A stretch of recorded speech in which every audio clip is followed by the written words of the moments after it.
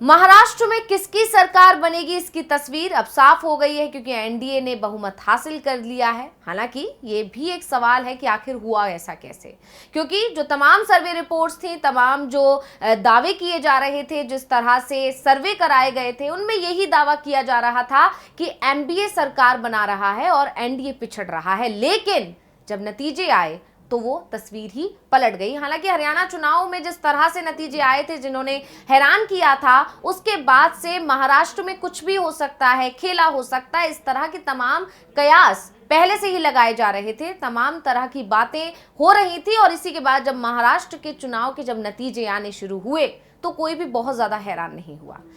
अब भले ही महाराष्ट्र में एनडीए की सरकार बन चुकी है, लेकिन एनडीए के अंदर अब एक नई खींचतान शुरू हो गई है। मतलब अभी तक तो सीट बंटवारे को लेकर पेच फंसा हुआ था, योजनाओं के क्रेडिट वॉर छिड़े हुए थे एनडीए के अंदर, लेकिन अब यह सवाल खड़ा हो गया है कि मुख्यमंत्री कौन होगा, क्योंकि इसको लेकर अभी से ही पेच फंस गया है। और महायुति को रुझानों में पूर्ण बहुमत मिलते ही एकनाथ शिंदे ने मजबूती से मुख्यमंत्री पद पर दावेदारी ठोक दी, जबकि शिंदे ने ही एक टीवी चैनल पर इंटरव्यू के दौरान कहा था कि वो तो इस रेस में है ही नहीं।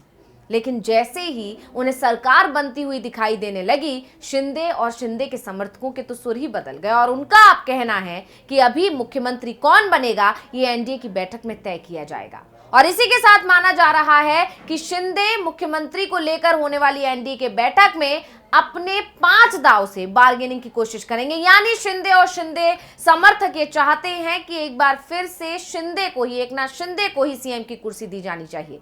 लेकिन इस सीट पर, इस कुर्सी पर दावेदारी ठोकने वाले अकेले शिंदे नहीं है। इसके अलावा अजीत पवार अपनी अलग तरह से दावेदारी ठोक रहे हैं, देवेंद्र फडणवीस दावेदारी ठोक रहे हैं। यानी अब एक नई रार छिड़ गई है, नई लड़ाई छिड़ गई है एनडीए के अंदर, और वो है सीएम की कुर्सी को लेकर। यानी जितने सारे दल उतना ही सीएम कुर्सी के दावेदार, क्योंकि तीनों ही, अगर हम दलों की बात करें, जैसे कि अगर हम बीजेपी की बात करें, चाहे हम एकनाथ शिंदे गुट की बात करें या अजीत पवार गुट की बात करें, तो तीनों ही नेता, चाहे देवेंद्र फडणवीस हो, चाहे एकनाथ शिंदे हो, चाहे अजीत पवार हो, तीनों ही दिग्गज नेता हैं, तीनों ही बड़े नेता हैं और तीनों की ही इच्छा सीएम बनने की है। क्योंकि एकनाथ शिंदे ने भी अगर उद्धव की पीठ में छुरा भोंक कर बीजेपी से हाथ मिलाया था तो उसके पीछे की वजह सीएम पद था। इसी तरह अजीत पवार ने अगर अपने परिवार की पार्टी तोड़ी थी तो उसकी एक वजह सीएम पद था। और देवेंद्र फडणवीस तो शुरुआत से ही चाह रहे हैं कि वो सीएम बन जाए, इसीलिए वो लगातार कोशिशों में लगे रहे कि कब सरकार गिर जाए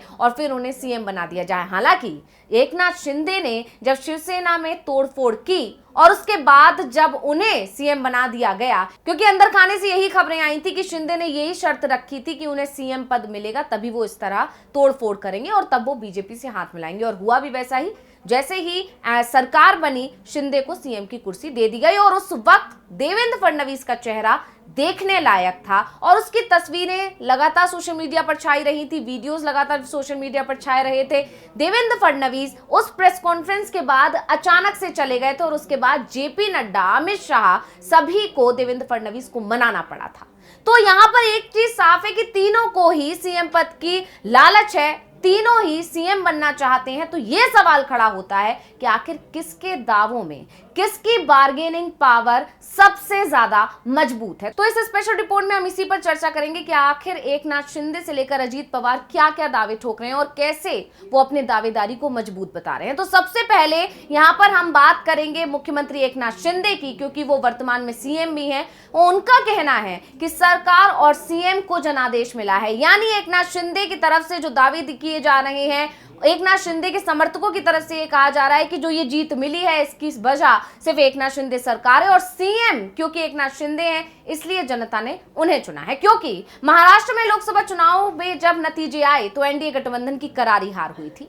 हालांकि शिंदे सेना बीजेपी के बराबर की सीटें जीतने में कामयाब हुई थी। यानी उस वक्त भी शिंदे गुट का प्रदर्शन सबसे अच्छा था और उसी के बाद से यह माना जा रहा था कि बीजेपी की स्थिति बहुत खराब है और बीजेपी सहयोगियों के दबाव में आ गई थी। और इसी को लेकर जब विधानसभा चुनाव के नतीजे आने शुरू हुए तो उसी बीच में शिंदे का बयान भी आ गया। उन्होंने कहा कि ये सरकार के काम को जनादेश है। ऐसे में कहा जा रहा है कि जब शिंदे मुख्यमंत्री पद के लिए चर्चा करेंगे तो इस बात को मजबूती से रख सकते हैं। शिंदे ये भी तर्क दे सकते हैं कि अगर मुख्यमंत्री बदला गया तो शिवसेना के कार्यकर्ता भी नाराज हो जाएंगे, आहत हो जाएंगे और भविष्य में इसका असर बुरा हो सकता है। यानी एक तरह से कहा जाए तो शिंदे ने बीजेपी को चेतावनी दे दी है, एक तरह से खौफ बिठा दिया है कि अगर आपने मुझे सीएम नहीं बनाया तो हो सकता है कि 2019 वाली चीज दोहरा दी जाए और जिस तरह से उद्धव ने बीजेपी को सीएम की कुर्सी के लिए छोड़ दिया था उसी तरह हो सकता है कि शिंदे भी ऐसा ही कोई फैसला ले लें।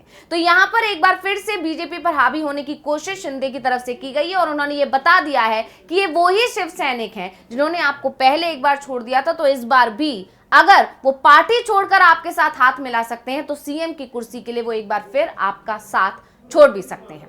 तो इस चुनाव में मुख्यमंत्री रहते ही शिंदे सभी को साध रहे थे, उनके समर्थक लगातार उनके कामों को बेहतर बता रहे थे और उसी के नाम पर जनादेश मांग रहे थे। तो अब दूसरा मुद्दा है कि बीजेपी के पास स्पष्ट बहुमत नहीं है। मुख्यमंत्री पद को लेकर जो शिंदे बड़ी बार्गेनिंग कर सकते हैं वो बीजेपी का स्पष्ट बहुमत ना मिलना है। दरअसल बीजेपी ये बात शुरुआत से ही मानकर चल रही थी कि वो अकेले के दम पर बहुमत नहीं हासिल कर सकती, उसे अगर सरकार बनानी है तो सहयोगियों की जरूरत पड़ेगी ही पड़ेगी। देवेंद्र फडणवीस का खुद का ये बयान है और वही चीज नतीजों में भी देखने को मिली जब बीजेपी अकेले के दम पर बहुमत तो हासिल नहीं कर पाई और इसी को लेकर अब एकनाथ शिंदे कहीं ना कहीं बीजेपी पर दबाव बनाने की कोशिश करेंगे। इसके अलावा शिंदे ये भी कह सकते हैं कि अजीत पवार पर आप भरोसा नहीं किया जा सकता है। अजीत पवार 3 बार यूटर्न ले चुके हैं 2019 से अब तक और अजीत पवार की जो विचारधारा है वो भी बीजेपी से नहीं मिलती। विधानसभा चुनाव के दौरान ही अजीत और देवेंद्र फडणवीस के बीच तनातनी देखने को मिली थी। अजीत पर फडणवीस ने हिंदुत्व विरोधियों के साथ रहने का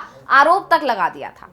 यही नहीं, चुनाव के दौरान खुलकर ये कह रहे थे कि मुझे आप वोट दीजिए, मुझे जो वोट मिलेंगे वो बीजेपी के नहीं होंगे। इसी तरह एकनाथ शिंदे मुख्यमंत्री पद को लेकर इसे भी एक बड़ा मुद्दा बना सकते हैं। शिंदे ये कहकर बार्गेनिंग करेंगे कि शिवसेना की विचारधारा पहले से ही बीजेपी से मिलती जुलती रही है।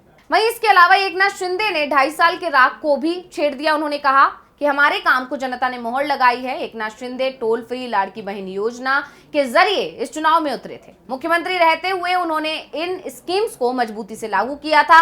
ऐसे में शिंदे इस आधार पर ही बार्गेनिंग कर सकते हैं। शिंदे ये कह सकते हैं कि अभी सरकार ठीक ढंग से चल रही है, इसके स्ट्रक्चर में अगर बदलाव किया गया तो आगे मुश्किल बढ़ सकती है। एकनाथ शिंदे ये भी बता सकते हैं कि उन्होंने भारतीय जनता पार्टी के लिए ही शिवसेना में बगावत की थी। आपको याद होगा 2022 में बगावत के वक्त बीजेपी उनके साथ मजबूती से खड़ी थी। बगावत की वजह से अभी भी उन्हें उद्धव गुट गद्दार ही कह रहे हैं। चुनाव के दौरान गद्दार कहने वाले एक कार्यकर्ता पर शिंदे बुरी तरह भड़क भी गए थे। शिंदे सीएम पद को लेकर बार्गेनिंग में इसे भी मुद्दा बना सकते हैं। 2022 में एकनाथ शिंदे ने 45 साल पुरानी शिवसेना से बगावत कर दी थी और इस बगावत की वजह से उद्धव के हाथों से शिवसेना की कमान भी चली गई। यानी कहा जा सकता है कि शिंदे के पास कई ऐसे मुद्दे हैं या कई ऐसे पॉइंट्स हैं जिनके सहारे से वो बीजेपी पर दबाव बना सकते हैं। अब बात देवेंद्र फडणवीस की करते हैं तो देवेंद्र फडणवीस को पूरे चुनाव प्रचार के दौरान बीजेपी ने सीएम फेस प्रोजेक्ट किया और तमाम योजनाओं पर बीजेपी ने देवेंद्र फडणवीस का चेहरा लगाया। जो गाने, जो प्रचार के लिए जो चीजें बीजेपी की तरफ से जारी की गई उसमें भी देवेंद्र फडणवीस को ही आगे दिखाया गया। ये बताने की कोशिश की गई कि महाराष्ट्र में जो भी विकास का काम अभी तक हुआ है या आगे अगर होगा तो वो देवेंद्र फडणवीस ही कराएंगे। तो ऐसे में देवेंद्र फडणवीस की दावेदारी बीजेपी की तरफ से पेश की जा रही है। इसके अलावा तमाम बैठकों में, हर मीटिंग में ये बात बार बार दोहराई गई कि सीएम फेस को लेकर चर्चा होगी। बाद में तीनों दल बैठ के चर्चा करेंगे और सबसे ज्यादा सीट्स जो जीत कर आएगा सीएम उसी का बनाया जाएगा। हालांकि उस वक्त ये बात तय हो गई थी और ये बात पर चर्चा भी हुई थी कि जब सीटें सबसे ज्यादा बीजेपी लड़ रही है तो जाहिर है सबसे ज्यादा जीत कर भी वही आएगी। तो इससे बीजेपी ने अपने आप को सेफ पहले ही कर लिया था और इसी को लेकर अब सीएम फेस को लेकर शिंदे का बयान भी आ गया। उन्होंने साफ साफ कह दिया है कि ये संभव नहीं है, तीनों दल पहले बैठेंगे उसके बाद ही ये तय होगा।